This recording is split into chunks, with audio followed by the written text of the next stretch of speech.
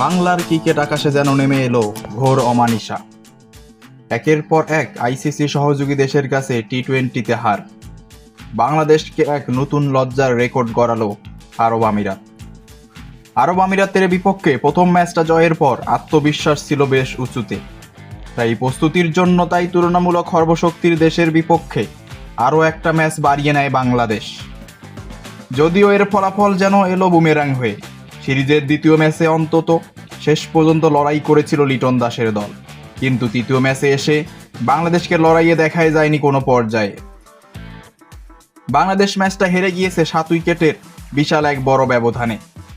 সব মিলিয়ে সহযোগী দেশের বিপক্ষে এটি 11তম হার বাংলাদেশের, যা ক্রিকেট বিশ্বে শুধু বাংলাদেশের দ্বারাই সম্ভব। অফিসিয়াল ম্যাচের হিসেবে 10ম ম্যাচ, সিরিজ বিবেচনায় তৃতীয় সিরিজ হার আইসিসির কোনো সহযোগী দেশের কাছে। বাংলাদেশ থেকে আইসিসি র্যাঙ্কিংয়ে অনেক পিছিয়ে সংযুক্ত আরব আমিরাতের কাছে এই রকমভাবে সিরিজ হার, যা বাংলার ক্রিকেটে ঘোর অন্ধকার। কাকতালীয়ভাবে 2024 সালে 21 মে তারিখেই যুক্তরাষ্ট্রের বিপক্ষে সিরিজ হেরেছিল বাংলাদেশ। 2025 সালে এসেও 21 মে তারিখেই আরব আমিরাতের কাছে হারতে হলো আরেকটি সিরিজ, যা বাংলার ক্রিকেটে টাইগার ক্রিকেট ভক্তদের জন্য এক লজ্জাজনক রেকর্ড।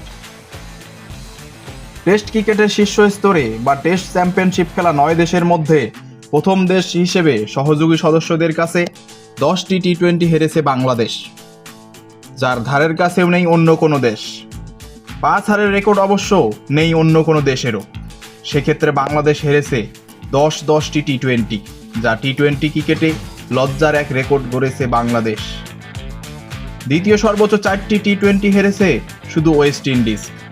এই দিক থেকে বাংলাদেশকে টি-20 থেকে আইসিসির নাখোশ করে দেওয়াই উচিত হবে।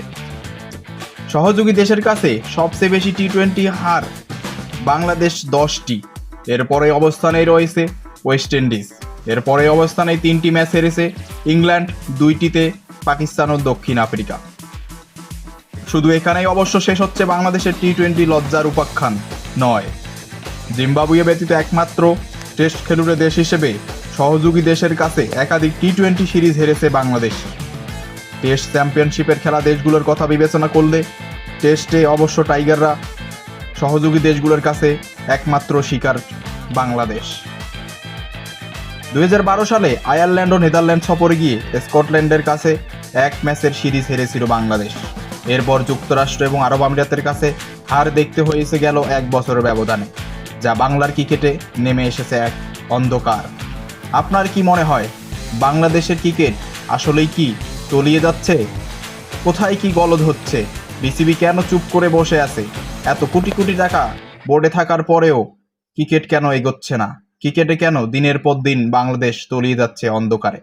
অবশ্যই কমেন্টে জানাবেন আপনার মতামত, এবং ভিডিওটি ভালো লাগলে লাইক করুন এবং বন্ধুদের সাথে শেয়ার করতে ভুলবেন না, এবং চ্যানেলটি সাবস্ক্রাইব করুন পরবর্তী আপডেটের জন্য।